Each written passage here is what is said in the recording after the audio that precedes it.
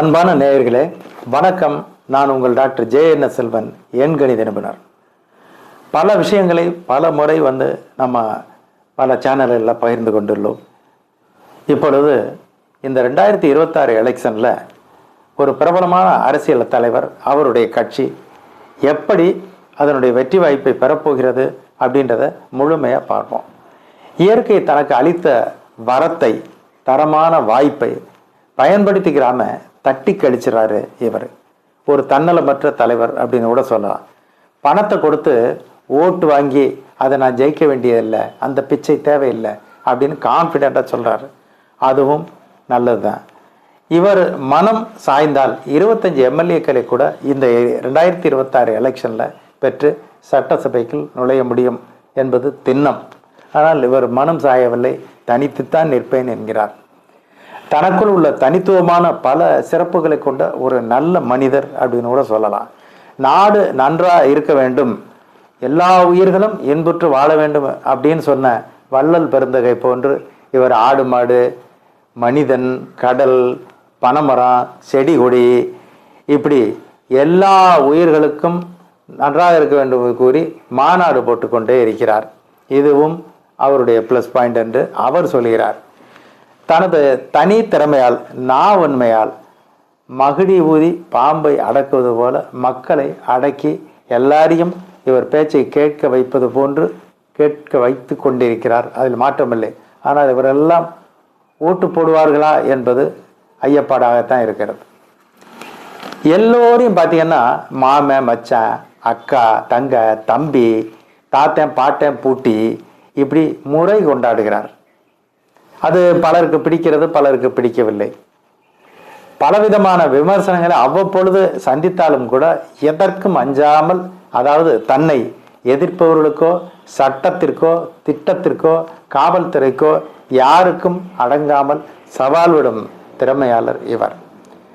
அகில உலகத்தில் வாழும் இலங்கை தமிழர்களுக்கு இவர் ஒரு இனிப்பான ஒரு நல்ல மனிதராக தோன்றுகிறார். அவர்களிடம் விசாரிக்கும் பொழுது இவரை மிக அற்புதமான மனிதர் என்று கூறுகிறார்கள். நம் தமிழகத்தைச் சேர்ந்தவர் ஒருவரை இலங்கை தமிழர்கள் பாராட்டுவது மிகவும் சிறப்பான ஒன்றுதான். ஒரு காலத்தில் கலைத்துறையில் கலக்கியிருக்கார். அதாவது சினிமாவில் நடிச்சிருக்காரு, டைரக்ட் பண்ணியிருக்காரு. ஆனால் அதே துறையிலிருந்து வரக்கூடிய அரசியல்வாதிகளை இவரெல்லாம் கூத்தாடிகள் அப்படின்னு வசையும் பாடுவார். கடவுள் மறுப்பாளர்களால் தூற்றப்பட்டாலும் கூட ஆன்மீகவாதிகளால் போற்றப்படுகிறார் இவர். அதுவும் இவருக்கு ஒரு சிறப்பு. தமிழ்நாட்டில் உள்ள 234 தொகுதிகள்லையும் அது பூரா ஏம்பிட்டுதான் அப்படின்னு அதற்கு இணங்க எவருடன் கூட்டம் சேராமல் நான் தனித்துத்தான் நின்று வெற்றி பெறுவேன் அப்படின்னு ஒரு கான்ஃபிடென்ட்டாக இருக்காரு. அதுவும் ஒரு பாராட்டுதற்குரியது தான். அரசியல்வாதிகள் மத்தியில் தலைமைத்துவம் என்றால் அப்படின்னு ஞாபகம் வர்றது பார்த்தீங்கன்னா திரு அண்ணாதுரை, திரு கருணாநிதி, திரு எம்ஜிஆர், திரு காமராஜ், அம்மையார் ஜெயலலிதா, இவர்கள் மாதிரி ஒரு தலைமைத்துவத்துக்கு உரியவர்கள் போன்று இவரையும் தலைமைத்துவத்தை கொண்டாடுபவர்களுக்கு இளைஞர்கள் நிறைய இவர்கள் பின்னால் போகிறது ஒரு நல்ல சிறப்பான ஒரு விஷயம்தான். மக்கள் மத்தியில் இவ்வளவு பாசிட்டிவ் நிறைந்த இவர் வரும் 2024 தேர்தலில் 234 தொகுதிகளில் தனித்தளம் கண்டு வெற்றியை பெற முடியுமா அப்படித பார்த்தா அவர் பிறந்த நாளை ஆய்வு செய்து நியூமராலஜி மூலம் அறிவார்ந்த தமிழ் மக்களுக்கு இதை நான் சமர்ப்பிக்கிறேன். அவர்தான் சீமான் என்ற அரசியல்வாதி. சீமானுடைய பெயரை கூட்டி பார்த்தோம்னா 23-5 அருமையான எண், மக்களால் விரும்பப்படக்கூடிய ஒரு எண், அதில் மாற்றமில்லை. இவருடைய பிறந்த நாள் பார்த்தீங்கன்னா 8/11/1966. இந்த பக்கம் 8 இருக்கு, அந்த பக்கம் 5 இருக்கு. இதுவும் வெகு சிறப்பு. இந்த 8க்கு சீமான் அப்படின்னு பப்ளிக்கு கொடுத்த பேர், அவருடைய பேர் வேற இருக்கலாம். ஆனால் சீமான் அப்படின்னு பொதுமக்களுக்கு அறிவித்த பேர் 23. இந்த 8ஆம் எண்ணுக்கு ஏற்ப அது 5ஆம் எண்ணில் இருக்கிறது. ஒரு அளப்பரிய ஆற்றல் மிகுந்த ஒரு எண். கட்சியினுடைய பெயர்ன்னு பார்த்தீங்கன்னா நாம் தமிழர் கட்சி. இது 43 7ஆம் எண்ணில் வருது.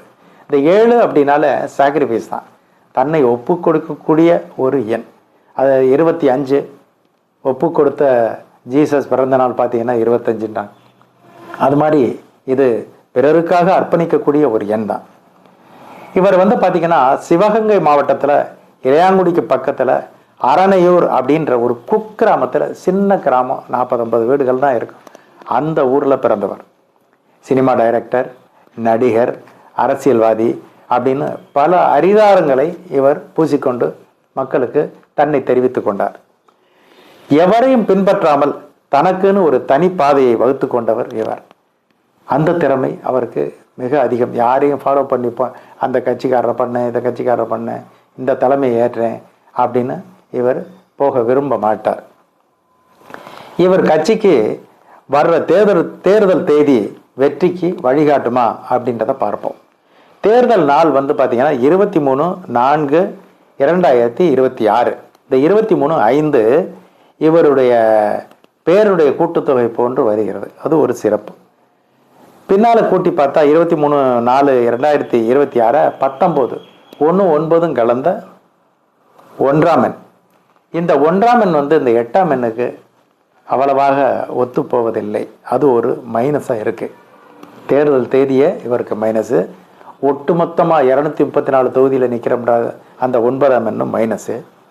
வாக்கு எண்ணிக்கையை பார்த்தா 4/5/2026 வாக்கு எண்ணிக்கை நடைபெறுகிறது. அதையெல்லாம் கூட்டினா 19 மீண்டும் அந்த 1ஆம் எண்ணிலே வருது. அதுவும் இவருக்கு சார்பாக இல்லை. சீமான் நிற்கக்கூடிய தொகுதி காரைக்குடி.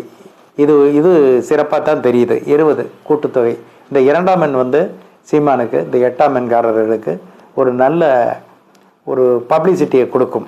கண்டிப்பாக அந்த ஒரு பாசிட்டிவ் இருக்குது. ஒட்டு மொத்தமாக 234 அப்படின்னு கூட்டினா 9. இந்த தொகுதிகளில் சீமான் ஆட்களை அவரின் கட்சி சார்பாக நிற்க வைப்பதே நியூமராலஜியின் தத்துவப்படி மிகப்பெரிய பின்னடைவை தருகிறது. அதாவது 234 தொகுதியிலையும் நிற்க வைப்பேன், என்னுடைய ஒரே கட்சி நிற்கும் அப்படின்னு சொல்றது அவருக்கு பின்னடைவை தரும் அப்படின்னு சொல்றேன். ஏன்னா இவருடைய பிறந்த தேதியான 8க்கு சார்பற்ற எண் 234 கூட்டினா 9 வருது. இவருக்கு மொத்தமாக பார்த்தீங்கன்னா 1ஆம் எண்ணும் 9ஆம் எண்ணும் அறவே ஒத்து வராது. அதனால தான் ஸ்ட்ராங்காக நம்ம சொல்ல முடியுது. தேர்தல் நாளுடைய கூட்டு எண் 1. அதுவும் அவருக்கு சரியா இல்லை. வாக்கு எண்ணிக்கையினுடைய நாட்களினுடைய கூட்டு எண்ணும் 1. இதுவும் அவருக்கு சிறப்பில்லை. தேர்தல் தேதி மட்டும் 23 வர்றதுனால சற்று ஆறுதல் அளிக்கிறது. இதனால ஒவ்வொரு தொகுதியிலையும் குறைஞ்சபட்சமாக, அதாவது நம்ம அவரை எப்படி எடுத்துக்கிட்டோம்னா அவருடைய பிறந்த தேதி, அவருடைய பெயருடைய எண்கள், இந்த நியூமராலஜியினுடைய தத்துவப்படி தான் நம்ம பேசிகிட்டு இருக்கோம். யாரும் நமக்கு வேண்டியவரோ வேண்டாதவரோ இல்லை. அனைவருமே நமக்கு வேண்டியவர்கள். எல்லோரும் தமிழ்நாட்டில் இருக்கக்கூடியவர்கள். இதனால் ஒவ்வொரு தொகுதியிலையும் குறைஞ்சபட்சமாக 7,000 13,000 ஓட்டுகள் வரை இவர் தன்னுடைய வேட்பாளர்கள் மூலம் பெற முடியும் அப்படின்றது எனக்கு தெரியுது. ஏன்னா இந்த 23 அப்படின்ற இந்த தேர்தல் தேதி அவருக்கு இந்த வாக்குகளை வாங்கி தரும். சீமான் சற்று சிந்தித்து செயல்பட்டிருந்தால் 17 23 எம்எல்ஏக்களை இந்த எலெக்ஷன்லேயே பெற்றிருக்க நிறைய வாய்ப்பு இருக்கு. ஆனால் அந்த பிறந்த தேதி அவருக்கு தர தயாராக இருந்தும் கூட அதை அவாய்ட் பண்ணியிருக்காரு. அது அவருடைய சொந்த விருப்பத்தை பொறுத்து. இதனால் என்ன ஆகுது அப்படின்னா, தொண்டர்கள் துவண்டு போகாமல் இருக்க வேண்டும். தொண்டர்கள் நிச்சயமாக துவலும் வாய்ப்புகளை இந்த எலெக்ஷன் அவருக்கு கொடுக்க நிறைய வாய்ப்பு இருக்குது. மொத்தத்தில் தொண்டர்களை துவண்டு போகாமல் இவர் இருக்க வைப்பதற்கு முயற்சிக்க வேண்டும். 234 வெரி ரேர். இவருக்கு கிடைக்க வாய்ப்பு ரொம்பவே குறைவாக இருக்குது. நாம் இவரை பற்றி இவ்வளவு விமர்சனங்கள் சொன்னது இவர் பேரில் உள்ள அபிமானம் என்மை அப்படின்றதெல்லாம் இல்லை, நியூமராலஜி படி சொல்லியிருக்கோம். அதனால் இந்த ரிசல்ட்டை நீங்கள் வரும் அந்த வாக்கு எண்ணிக்கை நாள் அன்றைக்கு தெரிய வரும். மீண்டும் சந்திப்போம். நன்றி, வணக்கம்.